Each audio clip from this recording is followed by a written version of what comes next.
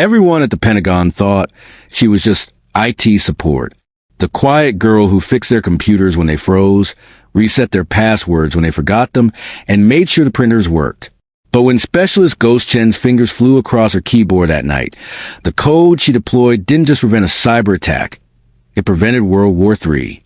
What the generals discovered about their IT support girl would change everything they thought they knew about modern warfare. Welcome to those who left a trace. Before we dive into this incredible story, tell us in the comments where in the world are you watching from today. And if you believe stories of hidden heroes deserve to be heard, hit that subscribe button. Your support keeps these untold stories alive. The Pentagon sub-basement level B3 was a place most military personnel never saw. Hidden beneath layers of concrete and steel, behind security doors that required clearances most officers didn't possess, sat the nerve center of America's cyber defense operations. Officially, it was called the Cyber Operations Center. Unofficially, the few people who knew of its existence called it the Cave. And in the corner of the cave, at a workstation surrounded by empty energy drink cans and tangled cables, sat Specialist Ghost Chen. At 22 years old, Ghost had been working the cave for 18 months, officially assigned as a computer systems specialist with a job description that mentioned routine maintenance, software updates, and technical support. To most of the analysts and officers who worked in the facility, she was practically invisible. Just another IT support person who kept their computers running while they focused on the important work of protecting America's digital infrastructure. What they didn't know was that Ghost Chen was the most sophisticated cyber warfare operator the United States military had ever produced. Her real clearance level was so high that it existed in files only a handful of people were authorized to access. Her actual job description was classified at levels that didn't officially exist. And her capabilities in cyberspace were so advanced that she operated under protocols known only to a select few members of the intelligence community. But to Colonel James Morrison, the commanding officer of the Cyber Operations Center, Ghost was just a quiet Asian girl who fixed his computer when it crashed and who worked weird hours because she preferred the night shift. He had never bothered to look closely at her personnel file, never questioned why an E4 specialist was assigned to such a sensitive facility, and never wondered why she had access to systems that most of the senior officers couldn't even see. That oversight would prove to be both fortunate and nearly catastrophic. The crisis began on a Tuesday evening in November, when most of the day's shift personnel had gone home, and the cave was operating with a skeleton crew. Ghost was at her workstation, ostensibly monitoring system logs and performing routine maintenance, but actually engaged in activities that would have shocked her supposed supervisors. Her screens displayed code that looked like routine system diagnostics to casual observers, but was actually something far more sophisticated. Ghost was conducting what she privately called deep reconnaissance, penetrating foreign computer networks to gather intelligence about potential threats to American cyberspace. It was dangerous work that existed in the gray areas between authorized operations and acts that could trigger international incidents if discovered. But Ghost had been conducting such operations for over a year, always careful to leave no traces, and never to access information that wasn't directly related to defending American interests. That night, however, she discovered something that made her blood run cold. Buried deep within the servers of a state-sponsored hacking group based in Eastern Europe, Ghost found evidence of an operation called Dark Winter, a coordinated cyber attack designed to simultaneously target the power grids, financial systems, and military communications networks of the United States and its NATO allies. But this wasn't just another cyber attack plan. As Ghost dug deeper into the files, she realized that Dark Winter was scheduled to begin in less than 6 hours, and that it had been designed with a level of sophistication that suggested the involvement of multiple nation-states working in coordination. The attack would begin with simultaneous strikes against power generation facilities across the eastern United States, designed to cause cascading failures that would leave millions of people without electricity. While emergency services were overwhelmed responding to the blackouts, a second wave of attacks would target the financial sector, corrupting transaction systems, and triggering bank failures that could collapse the entire American economy. But the third phase of the attack was what truly terrified Ghost. As the United States struggled with domestic chaos, the attackers planned to compromise key military communication systems, making it impossible for American forces to coordinate responses to conventional attacks that would be launched simultaneously by hostile nations. It was a plan designed to bring down the United States as a global power in a single coordinated strike that would make Pearl Harbor look like a minor skirmish. Ghost stared at her screens, her mind racing as she processed the implications of what she had discovered. The attack was too sophisticated, too well-coordinated, and too imminent to handle through normal channels. By the time she reported it through official channels, analyzed the intelligence, and developed countermeasures, Dark Winter would already be underway. She looked around the cave at the handful of analysts and officers working the night shift. None of them had the clearance level to understand what she had discovered. None of them had the technical skills to develop countermeasures in the time available. And most importantly, none of them would believe that their IT support girl had uncovered an intelligence windfall that had somehow escaped the attention of the entire American intelligence community.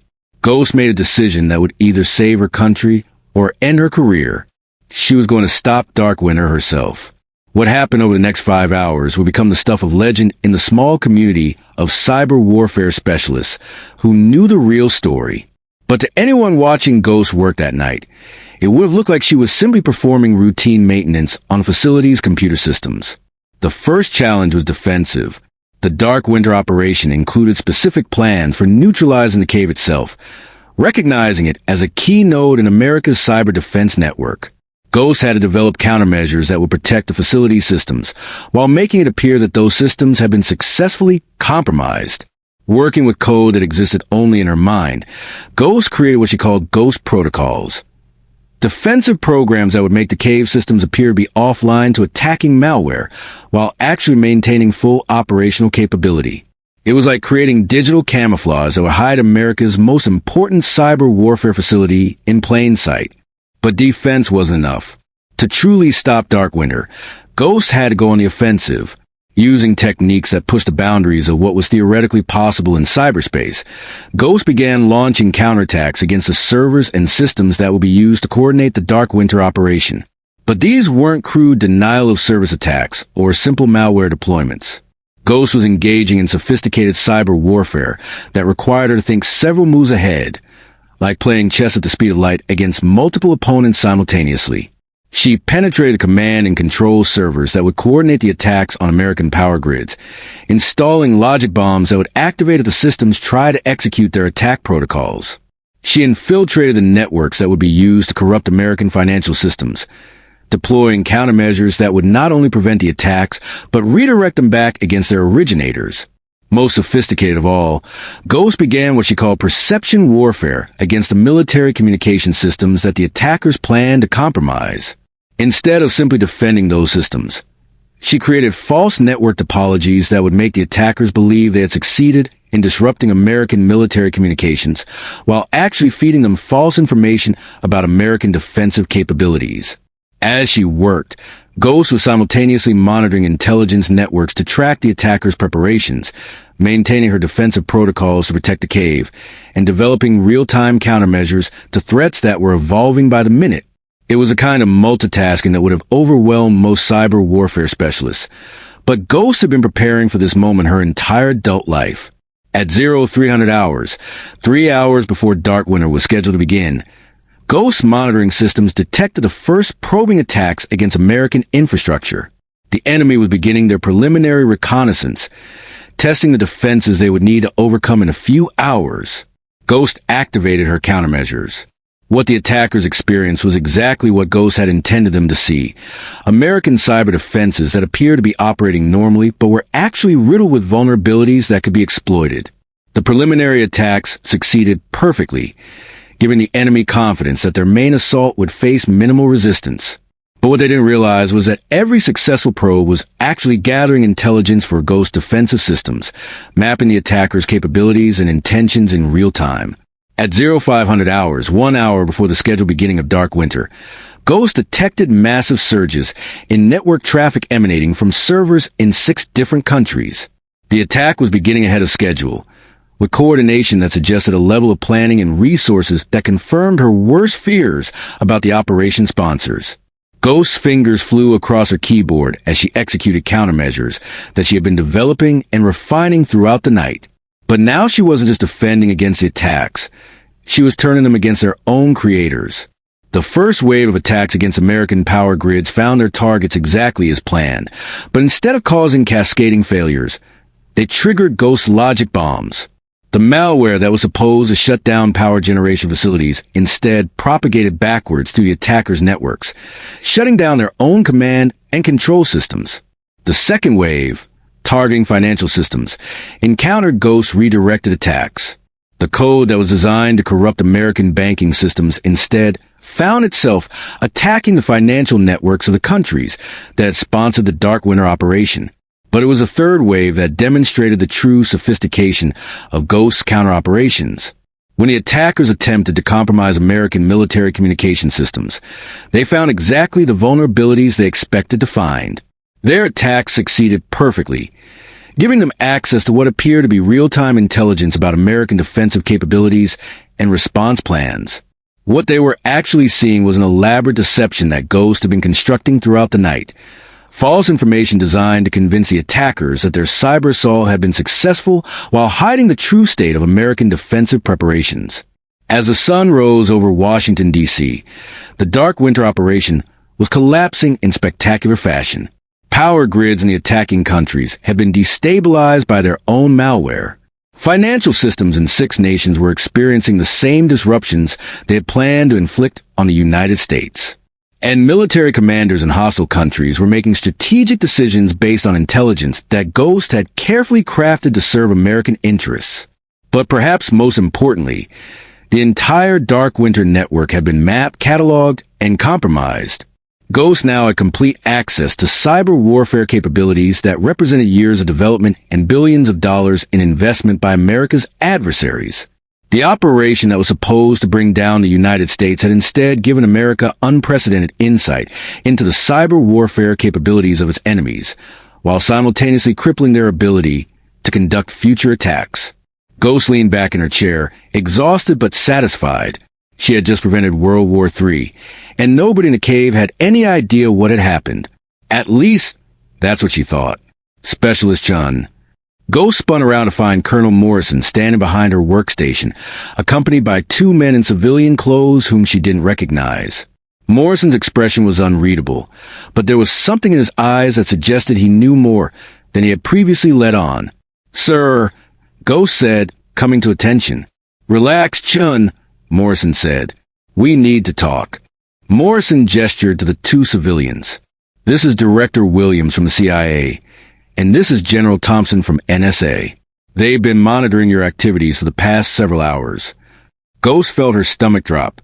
She had been so focused on stopping the Dark Winter operation that she hadn't considered the possibility that her own activities might be under surveillance. "Am I in trouble, sir?" she asked. Director Williams stepped forward.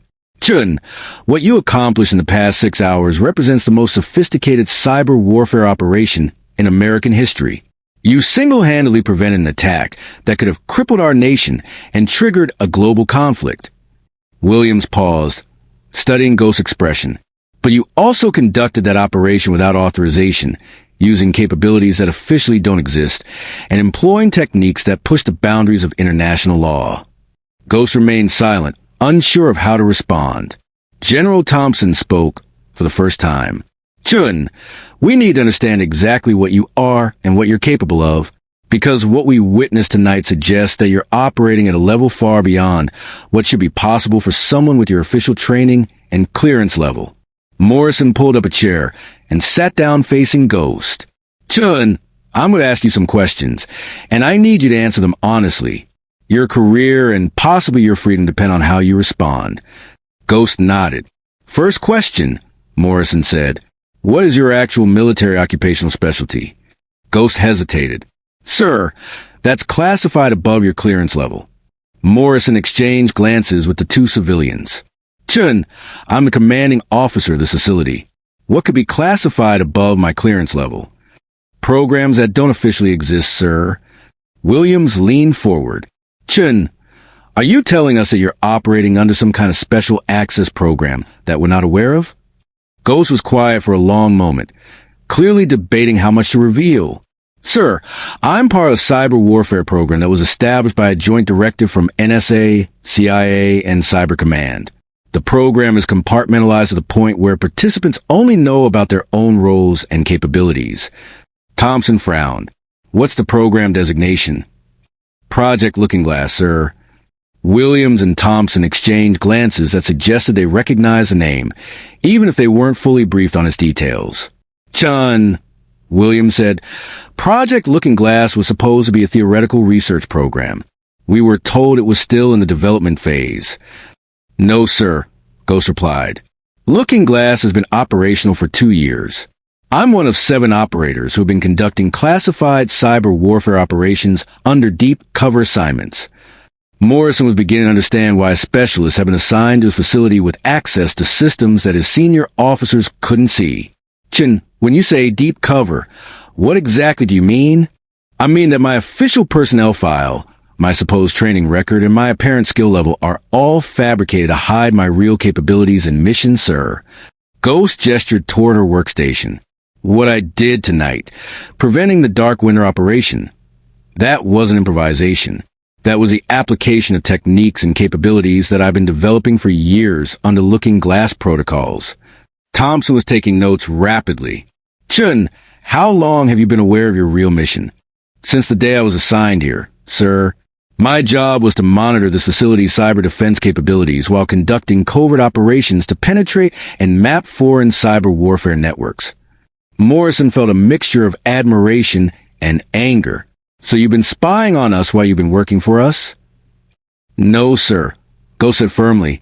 I've been protecting you while I've been working for you. Every system vulnerability I've identified in this facility has been quietly patched. Every potential security breach has been prevented. And every piece of intelligence I've gathered from foreign networks has been fed back to appropriate American intelligence agencies through channels you're not aware of. Williams was beginning to smile. Chen, you're telling us that for 18 months, you've been single-handedly conducting cyber warfare operations that have protected American interests while maintaining perfect operational security. Yes, sir. Until tonight, when the Dark Winter operation forced me to surface my capabilities. Thompson looked up from his notes. Chen, what can you tell us about the other Looking Glass operators? Ghost was quiet for a moment. Sir, that would require revealing information that could compromise ongoing operations. I'd need authorization from my actual commanding officer before I could discuss other operators or missions. Morrison was curious. Who is your actual commanding officer? That's also classified, sir. Williams laughed despite himself. Chen, we have a problem. We need to debrief you on the Dark Winter operation, but we can't do that without understanding your real authorization and capabilities. And, Thompson added, we need to understand the Looking Glass program well enough to know whether what you did tonight was within your authority or whether you've gone rogue. Ghost considered this carefully. Sirs, I can request permission from my chain of command to brief you on my real status and capabilities. But that process could take several days, and I'm not sure we have that much time. Morrison frowned. Why not? Because the Dark Winter operation was just the beginning, sir.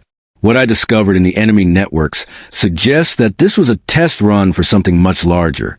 And now that they know their capabilities have been compromised, they're going to accelerate their timeline.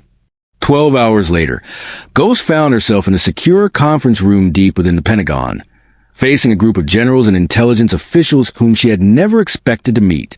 The Deputy Secretary of Defense was present, along with the directors of NSA, CIA, and Cyber Command. At the head of the table sat a 4-star general whom Ghost recognized but had never seen in person.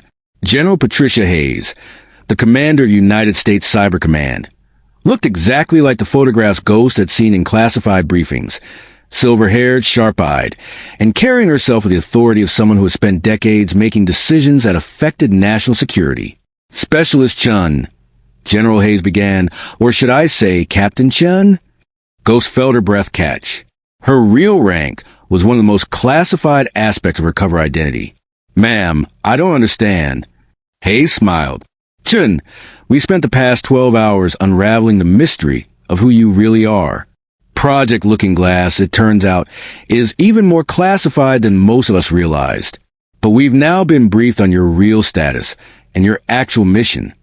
Hayes opened a folder marked with security classifications that Ghost had never seen before. Captain Samantha Chen, graduate of MIT with advanced degrees in computer science and applied mathematics. Recruited by NSA while still in graduate school. Trained by a joint CNSA program in advanced cyber warfare techniques. Assigned to Looking Glass as one of the program's first operational officers. Ghost remained silent, unsure how much had been revealed and how much remained classified. Chen, Hayes continued. What you accomplished last night represents the most significant cyber warfare victory in American history. But it also represents a massive security breach that has forced us to reconsider how we conduct covert cyber operations. The Deputy Secretary of Defense leaned forward. Chen, by surfacing your capabilities to prevent the Dark Winter operation, you've blown your cover and potentially compromised the entire Looking Glass program. Ghost felt her stomach sinking. Sir, I made a tactical decision based on the immediate threat to American national security. I believe the benefits outweighed the risks. Did they? Hayes asked. Because what we're about to tell you will determine whether your decision saved the country or whether it created an even bigger problem. Hayes pulled out another set of documents. Chen, our analysis of the intelligence you gathered during the Dark Winter operation has revealed something that we weren't expecting.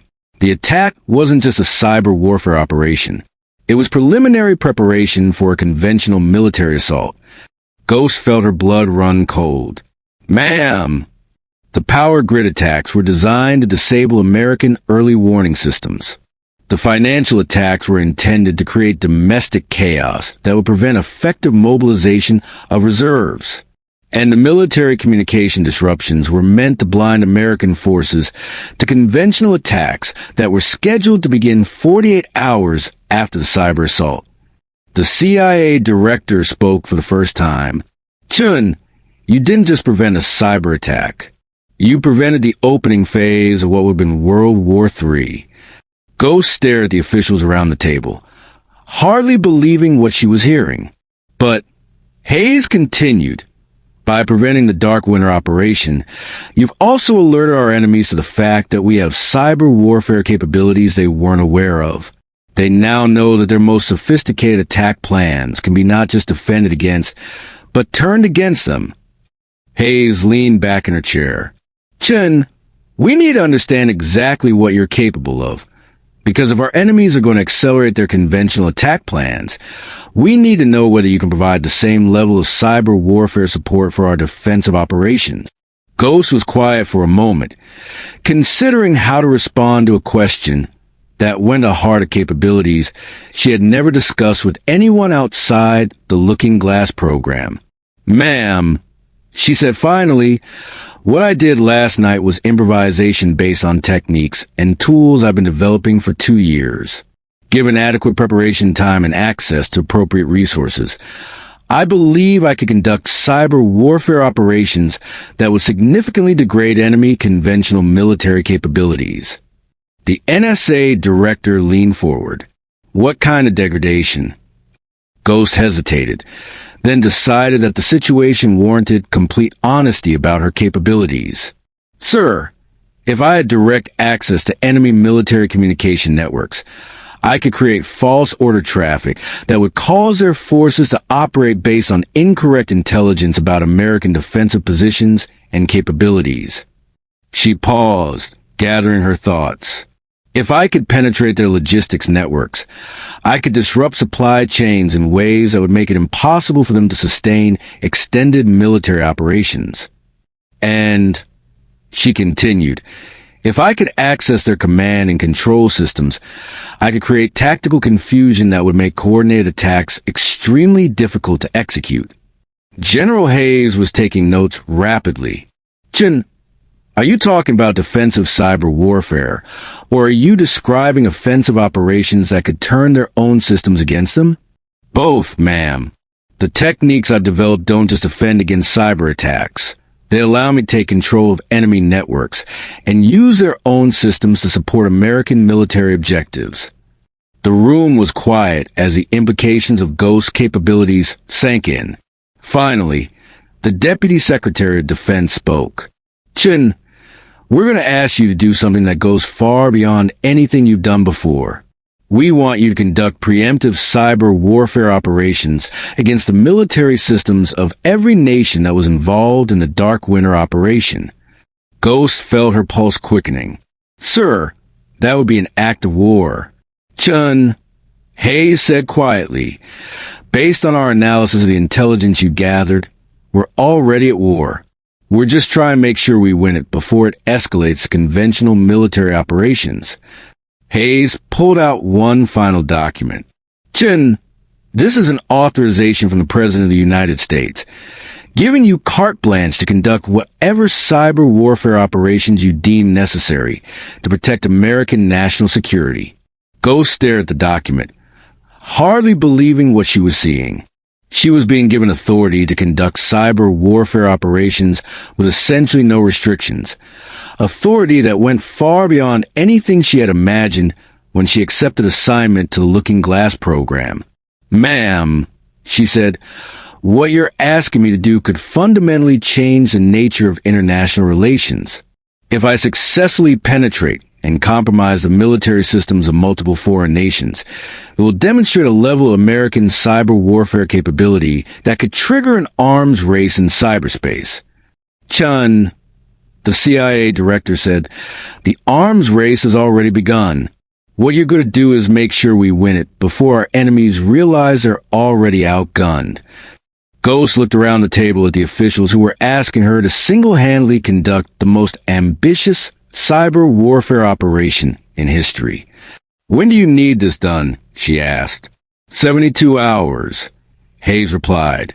Our intelligence suggests that's how long we have before our enemies launch conventional attacks designed to compensate for their compromised cyber warfare capabilities. Ghost was quiet for a long moment, calculating the scope of what was being asked of her. Ma'am, she said finally, I'll need resources and access that go beyond what I've had available through the Looking Glass program.